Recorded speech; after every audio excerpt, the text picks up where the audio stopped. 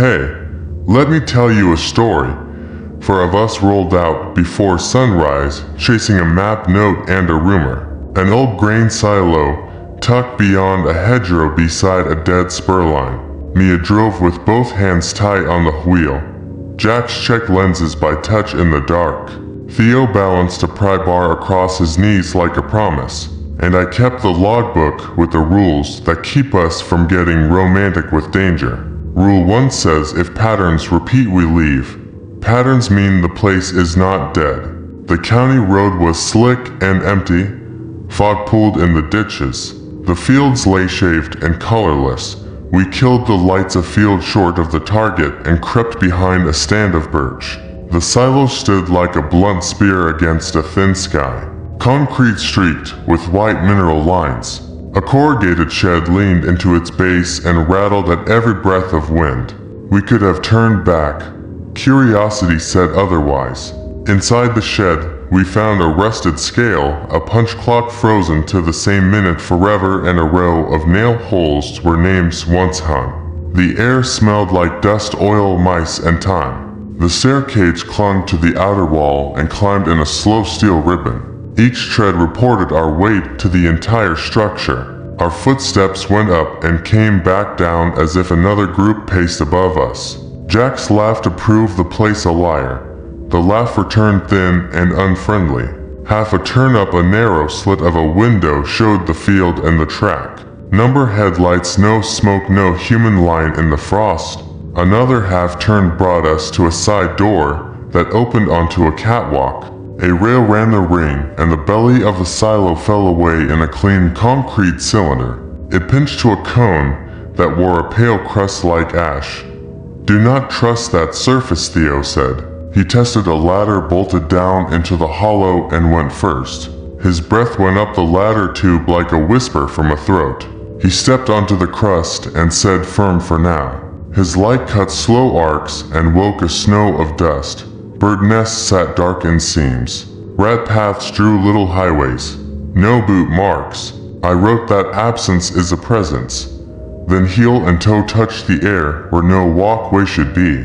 5 steps around the cone, a pause. 5 again. Mia lifted a hand and every muscle in my back answered. Pattern present, she said. We can leave. The shed door above us sighed into its frame and seated hard. We had left it a hand wide. I tried the main door handle and it gave a finger and locked like a bar had fallen outside. Our radios spat one breath of static and a thin voice that counted to 5. Then silence. Jax angled the camera through the window slit. A white shape flashed at the hedgerow and sank. A van maybe. Too far for plates. Too close for comfort. Mia pointed upward. Roof hatch. The hinge pins were fresh grease like someone had won a movement. Theo set his shoulder and the hatch rose a hand. Cold air sent a clean ribbon down the tube and raised the hair on my arms. Something scraped on the outside. Wait, not lock. A cinder block may be laid as a quiet stop. We shoved again and Jack slid out first and kept low. The roof was tar and gravel and a low lip. A bead camera the size of a thumb sat on a magnetic foot by the hatch. Its lens were dust, and its body looked new. I took a spare shirt from the pack and draped the eye. Better to lie to the watcher than blinded. At the far edge a stub antenna stood on a patch seam. Coax ran into tar. Theo found a little router in a tarred box with a warm battery. Not farm gear, not old. Only enough to send a picture and a sound. We looked to the hedgerow and saw the white van again. Nose to the ditch. Windshield black with glare. Mia said down now and we slid back through the hatch and eased the way to quiet. Inside felt tighter by a size. The breath of the silo grew rhythm. We checked the side hatch and found the wheel spinning to a dead stop. Dogged from outside.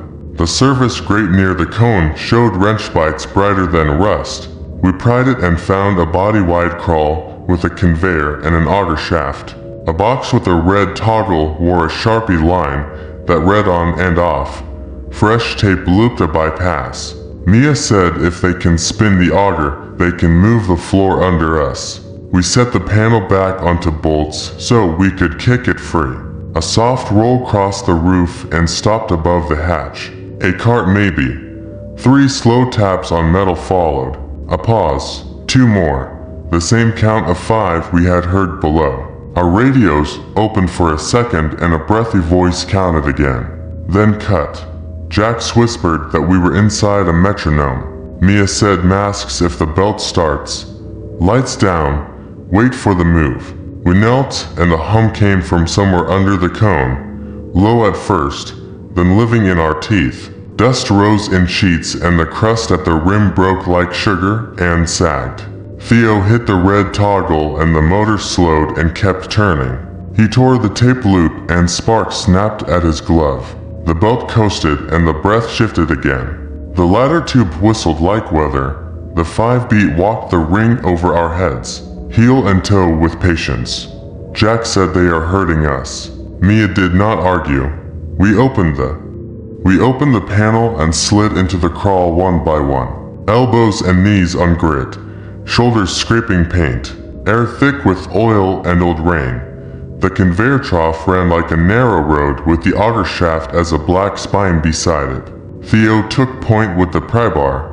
Jax followed with the camera close to his chest to keep it from snagging. Mia behind him and me last dragging the loose panel so we could fake a shut cover if anyone leaned in. The crawl bent left then right and ended at a steel door with a lever bar that looked painted shut a decade ago and worked loose a week ago. Bright half moons of fresh scrape cut through the rust. We set the bar, pulled, and the lever rose an inch.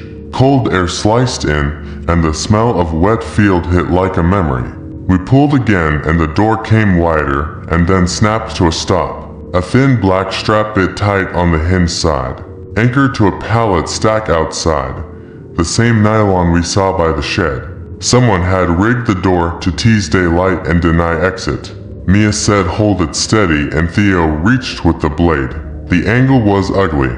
Jax wedged his shoulder against the panel so the door would not bite a finger. I gripped the lever with both hands while the steel hummed under skin. The silo breath changed again. The motor down in the cone coughed and whirred like a tired animal that still knows how to run. Dust whispered from seams and the crust sank a hair. Theo sawed at the strap and fibers popped one by one. The door jumped free and swung 2 hands and we spilled sideways into a narrow service lane. Gravel hard under boots, hedgerow a meter away. Sky a thin white lid, we stayed low. The pallets wore a blue tarp that did a poor job of hiding a phone case. Inside a router, a battery, a spare bead camera, and 2 little pouches shaped for mix. Not farm trash. Nah, antique. Today gear. Mia said leave it. Do not feed their show. We moved along the wall toward a gate break. A chain ran through new posts with a clean lock. The kind you buy by the bucket at a farm store. Theo tested it and shook his head. The link metal sang, that expensive ring that means cut-proof for our tools. We slid under the hedge through a hog hollow. Bramble-clawed sleeves and backpacks. We came up on the surface road bent and filthy and alive. A low hum rolled from the east and lights swelled and we dropped into the ditch without speaking. The cab that passed had no marks and a grill to clean. Driver eyes straight ahead like a man who has practiced not seeing anything. After it cleared, we went the other way, toward a bend that would hide us. Breath met step and step met breath, and we let the rhythm be ours again instead of that 5 count someone else loved. Rails ran a berm a field over and we cut for them because rails mean towns and towns mean ice. We kept a poplar shade where a small drone would fight for lift. The sound found us anyway, thin and mean. The drone slid along the track like a bored insect and a voice came down soft with our names. Not ghost talk, a file on a cheap speaker. Jack said do not look up. Do not give them faces. We paced under leaves until the drone drifted wide and I thought maybe the battery would quit. At a crossing a control box stood with a private sticker and a cheap lock. Theo bit it with the bar and the shackle folded like soft candy. Inside a pocket router blinked. A phone cradle sat dead with a wrong splice wrapped sloppy in tape. Someone had cut the line to silence any call from the box and left the alarms alive. This was a plan that had seen more than one field. Mia closed it gently and rehung the broken lock so it looked whole from a car. The drone slid past and then rose and wobbled. Wine took it against a branch and it kissed bark and fell into weeds. We did not touch it. Bait is bait twice. The land rose to a farm road with a blind curve and a turnout that wore wide tire marks, fresh and patient. The white van had parked there earlier and left like a man with time. We crossed through a culvert knee wet and teeth cold. On the far side, two cyclists rode past in bright jerseys and did not see us. Normal life had the right to stay normal. A plastic water bottle sat upright by a hunter ladder with the cap on and a label from a store in the next county. Date stamp last week. I wrote that because it mattered to me even if it would never matter to court. The elevator town threw a new square into the sky and that was our target.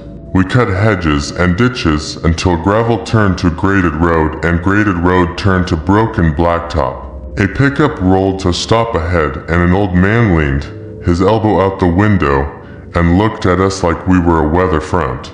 Mia kept her hands open and said we needed a phone and a ride to the elevator office. He nodded once and told us to hop in the bed. The smell of diesel and feed and old rope settled the heart more than any speech could. The elevator office had a glass door and a bell that tried to hard. The woman at the desk saw our faces and pushed a landline across without a question. Mia asked for county dispatch and for a deputy without lights and without siren. We sat small on plastic chairs with our hands still. The deputy came in a green truck that tried to look friendly. He listened close, asked clean, wrote straight. He did not treat us like actors in our own mess. He bagged a copy of Jack's footage and said he would sit a car at the lane for days. He said leases and ownership out there are a thicket and a thicket hides more than coyotes. He said we were not the first to find modern gear in a place that should be dead. He said someone had hopped fences last month without touching ground where a camera could see.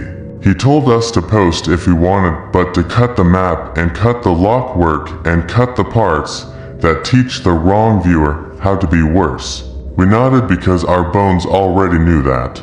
He left with the promise of a slow drive past the hedgerow at odd hours. Promises are thin, but better than nothing. We rode back with the old man to our car in the birch, and the silo stood like a shape drawn by a tired hand. No breath from here. No voice. Only field. Only sky. We drove quiet to the apartment and washed the dust from gear and skin and mouth. Grease stayed in the lines of Jack's palms like small black smiles that would not leave. Theo set the pry bar on a towel as if it were a dog that needed rest. Mia opened the logbook and wrote new lines like cuts in stone. If patterns repeat, we leave. If a place broadcasts a beat, we do not tap our feet to it. If a voice knows your name in a field, you do not answer. You get to other voices. We pulled footage and scrubbed it. We cut the bead camera reflections and the angle of the crawl and the way the strap was anchored. We cut the route to the rails and the culvert. We cut the moments that would teach the wrong hands a right lesson. We left breath and dust and the hard fact of a door that looks like exit and is not. We left our rule on screen, just long enough to be read and then gone. We left the hawk above the field because a clean line in the sky felt like medicine. We checked audio and under the noise of wine a faint count lived that none of us had said into any mic.